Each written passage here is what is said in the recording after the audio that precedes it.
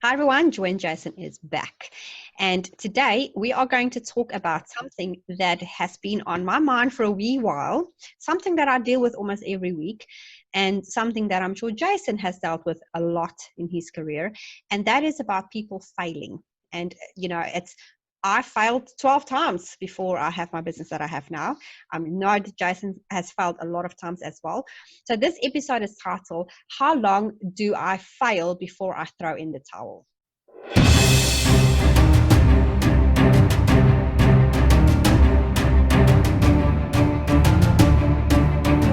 Hello, Jason. How are you doing?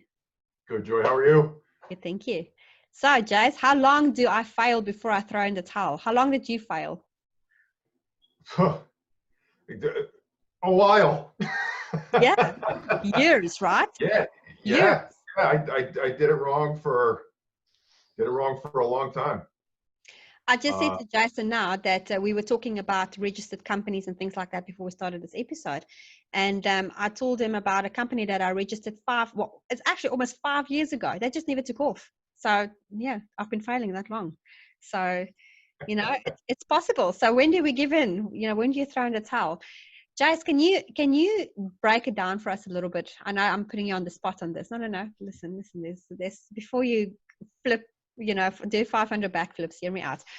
How long do I fail? So is that actually a thing, because I truly believe that you have to fail to succeed, but you also don't want to fail for 10 years. So I truly believe there's a mindset issue there if you fail constantly, obviously depending on product and marketing and all of that, which we will dive into. But what is your belief on the mindset stuff when you constantly fail in everything that you do? Everything. Well, if you're failing at everything that you dramatic. Do, it's on you. So there you go.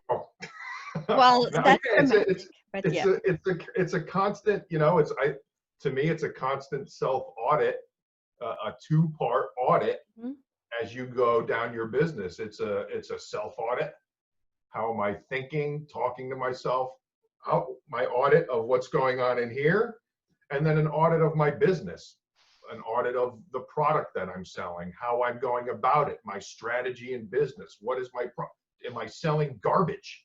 Yeah.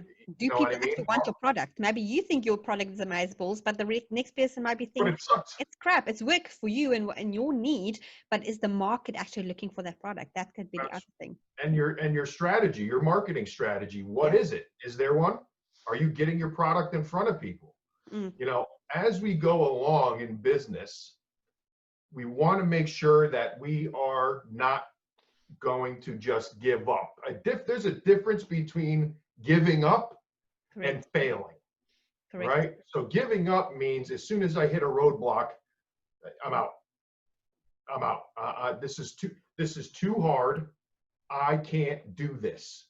Mm-hmm. You're either bringing that on by yourself or you're letting other people come in and convince you of that. That's when you're giving up, because when you're growing a business, roadblocks come. They are going to come, and you're going to have those little failures, if you will, along the way. Or massive ones. Huh? Or massive failures. Not just massive, but there's a difference between that and your business is failing.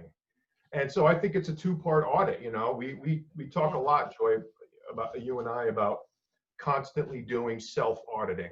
What are we saying to ourselves when we wake up? What are our business goals today? And then when we go to bed, what did we achieve today? Are we keeping in line with our goals? Are we moving forward? Mm-hmm. And also, am I keeping in line with where I should be mentally? Yes. Am I flying off the rails on a daily basis? Am I not growing as a person along with my business? Mm. You know what I mean? Mm-hmm. And keeping those things in check. And then there's, how long do I let my business fail? If this over here, if you're keeping yourself in check, at least to me in my brain as I talk through this, yes. If I'm keeping myself in check, and these hurdles that are expected to be in business as I grow, I'm taking those on and I'm problem solving properly. If my business is still costing me $1,200 every 3 months, How long do you let yourself do that? Yeah, that's the For thing. me, Yeah. I don't know. I've let it happen for 6 months, and it's too long. Yeah. I don't know. What do you think? I agree with you. You see, the thing is with me, and this is my belief, and Jason knows this from me for a long, long time. I truly believe if you've been trying something, and this is just my opinion, okay, this is my personal experience that I'm having this opinion about.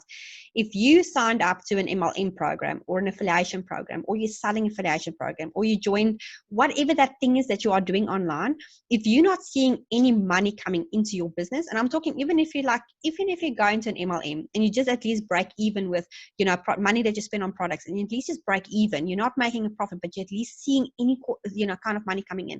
If nothing happens in your business in 3 months, something really bad is broken.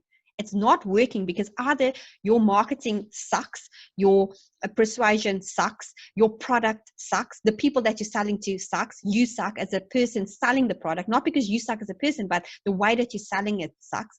So, and this is a blunt episode, but this is true. I mean, me and Jason was part of the same affiliation group. I'm not going to mention names because I'm not here to badmouth anybody, but it didn't work out for us because we didn't like the way that they were teaching us how to sell the product. There's nothing wrong with the product. We still have the product. We still own one of these products, right? We love the product. We love what the product was about. And I mean, in saying that, there was other people that was in the same group than us that was successful in it, okay? Because it just worked for them. It just didn't work for us. So there's nothing wrong necessarily with, if you join a program and you're not making money, it's not necessarily the program. Yes, you get some really shocking ones out there, let's be honest, but it's not necessarily the product that is bad or the people that are teaching the product that's bad. It's maybe just not a fit for you. That's it. And I always talk, my very first thing that I teach my students when they start out of business is, who do you want to serve? Who is that people that you want to hang out with? Who is those people that you love to speak to? Who is that people that you want to see succeed? Find that special person that you really can relate to, and then find out what are their needs and then serve them. That is how you make money. That is the secret behind all of it. It took me almost a year to figure that out. Once I figured that out, that's when I started making money. And that's the key. That is the absolute key. So you're probably going to fail for years, like me and Jason had. Jason, realistically speaking, how many years did you have? Have I failed in my life? I love where this is going. How long had I failed before I was ever successful? Yeah. Well, I remember you had your coaching business in Vegas that you were very successful in. So let's say after that. Maybe that's a great place to start, because there's a situation where the money was there, but I think it was a failure because I did not like the business model. And it didn't sit well with me. Yeah. So to me, even though, did I help people? Yes. And all this kind of stuff. That was a failure for me because that's not how I wanted to. I saw a better way. Yes. You know what I mean? But I have been doing the entrepreneurship thing and working for myself for a long time. And I will say, I can probably comfortably say that just in the past year, I know that I'm not on a track of not digging this or failing at this, that the pieces have come together. Yes. You know what I mean? And that's just what it is. And also, I probably could have done a lot more of listening to people around me and asking questions and not making mistakes that could have been prevented. Correct. Because I simply didn't want to hear it. I got this mentality. I got this. You know what I mean? And so that's why coaches are so helpful and can get you where you need to be much faster, because you won't make those mistakes. But that's neither here nor there. But it takes time. It takes time. But if you are uncoachable, your business is not going to be doing good. Don't do that. Yeah, because I have a few students that are uncoachable, and they're not paying students. And honestly, well, it's one of those clarity calls that I did, and I tried to help them, and they don't want to listen. And they're going to suffer, and they're going to struggle in their business for a very long time until they actually decide to be coachable. Because from the outside point of view, you can see the mistakes that they're making. You can see that it's not going to work. You can see their business model suck. And let's be blunt, if you don't want to listen to somebody that's got the experience, that's made the money, that's got the proof in the pudding, that can help you, if you don't want to take that help for whatever else reason you've got, if it's maybe a self-esteem issue or whatever issue you've got, you are not going to make it very long in this entrepreneurial game. That's for sure. No, and you got to constantly ask yourself, can I as a person get behind this product that I'm selling? Correct. Do I feel okay about this? Yes. Does this product, am I marketing it in a way that is solving somebody's problem for them? A massive, tangible problem that you're taking care of for somebody. And two, how am I getting my product in front of people on a daily basis? Like Joy said, marketing. Yeah. Be honest with yourself. Are you getting this product in front of people, or are you just in the business of being in business? Exactly. Which pays nothing. There's this thing that's called the 7 P's. Okay. So basically the P's is people, places, and product. All right. And this is also what I teach my students. So I'm dropping the golden nuggets on this episode for you guys. So always write down 7 of each of those. That's why it's called the 7 P's, because of each of those 3 P's, you're going to write down 7 things. So now we said, okay, find your market, find your niche, find who you want to serve. Okay. Then, is it the right product? Is it the right person? And is it the right place? Like for example, you might want to serve moms, which is your people. The product is like I'm doing, helping moms to make money online. And then the place is like, what place am I doing this in? Am I doing this online? Is it brick and mortar? Et cetera, et cetera. The place is not necessarily a physical place, but it could also be a place where they are in their lives, type thing. And then write 7 down on each of those, like find moms, find whatever else, but write 7 people, 7 places, 7 whatever else. And then take that and work that in with your passion. Is it going to cross point the different ones? If this makes any sense, okay. But is it going to cross-reference? Is your passion going to align with those 7? Like if you have, like with me, for example, moms, the way I do it online and the product, it aligns in with my passion, and that's why this is a perfect product for me. So as soon as you've got that alignment, then you really have a good business model that cannot fail, because you're going to put all your time and energy into it because you believe that it's going to help people. And again, you serving people, they don't serve you. You don't care about the money, you're serving people, and then automatically the money comes in. And that's the other key. Yeah, I couldn't have said any of that better myself. That's exactly right. I mean, yeah. And the marketing piece is just, yes. Don't expect that when you're starting this business, or, if you're lucky enough to, a lot of people just start out, inherently in online business with an affiliate group or some kind of marketing like this, because the groundwork is almost set in stone for you. And if whoever you join, if you're lucky enough that they offer marketing training, every single bit of that, take it up, go through that. Correct. But more often than not, you're going to need to do more than that. And don't be afraid to reach out to people and ask for help. How do I get my product in front of people in the cheapest possible manner? I mean, there's a strategy to these things, folks. People don't become online millionaires without ever showing their product to somebody. And people don't become online millionaires by showing their product to one person, and that person goes out and sells it for them and makes them $1 million. Correct.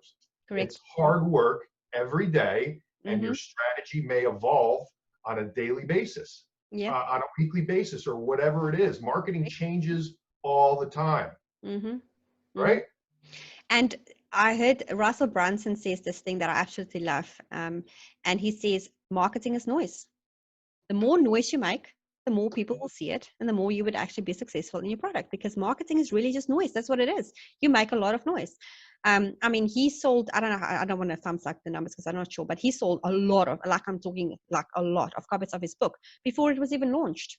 I bought it like in the beginning, the Expert Secrets book, not the Traffic Secrets book, because I believed in the product, first of all, but second of all, because he made so much noise about it. You couldn't ignore it. It was in my email, it was on Facebook, it was on YouTube, it was bloody ads everywhere, like I go onto Facebook and there's like an ad. I go onto Instagram, there's an ad. I go onto, there's an ad. It's like, seriously, there's an ad everywhere for this? Because that's what he did. He made a noise. And I'm not saying spend money on ads. I'm not saying that. I'm just saying wherever you can, organic. There's so many ways that you can organically get leads that's not going to cost you money. I mean, there's so many hacks. You guys know I've got Facebook unit training on this. The ones that's in my group knows that how you can do that. There's a lot of ways around it. Yeah. Just, I've got a question for you. So I'm not going to put you a little bit on the spot on this one, but when you did your business and when you did your coaching business in Vegas and you said you didn't enjoy, the business model. Yes, sure, you were making a lot of money and that part was really great, but you didn't enjoy the business. Did you feel at that stage that you were actually going to, obviously then the health thing happened and you gave it up, but did you think that you were ever going to do anything else, or were you just going to suffer through it and let it be because you were making money? I know this is a strange question, but I also know of a lot of people that are doing things. Yes, they're making money, but they hate their life. So that's why I'm asking you that. Is it worth it then to just give it up and say, screw this, I'm going to start something else? And what's the process then in a case like that? Do you know? Well, for me, I mean, before the health thing, I was already at a point where I knew two things to be factual. One, really good people were getting left behind and out of coaching because they couldn't afford it. And that had already started to take its toll on me. Two, I had no time. Yeah. I had no time because don't forget, these weren't digital products. This was me, and it's one-on-one with me, and I only have so much time, and if I'm not booking time, you're not making money, and all this kind of thing. And so that also was starting to take its toll. And so I would have to assume, given knowing how I think, probably within 6 months I would have said, that's it. No, and it's the good people being left behind, that was the worst part. Yeah. That was the worst part. Probably the people that would have valued and really used it more than anybody else were left out. And it was backwards to me. Yeah. And so after going through the health thing and all that, it even made more sense. I was reaffirming that this business model was not right. So if I got into coaching again, it was never going to be like that.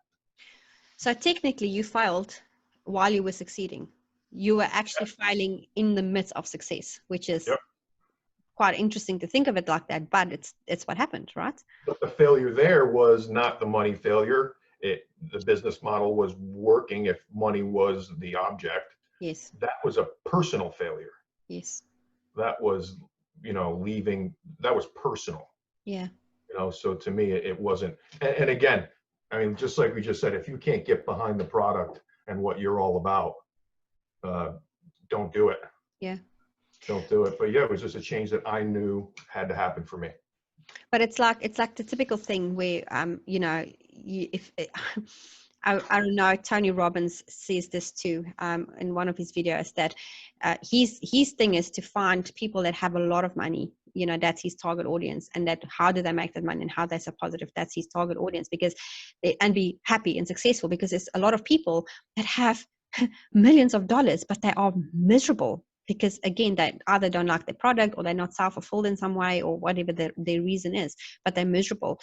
Do you think then it's best then, if that's the situation, say, okay, let's take this back to the audience, which is on this podcast, and this is like you're starting out a business.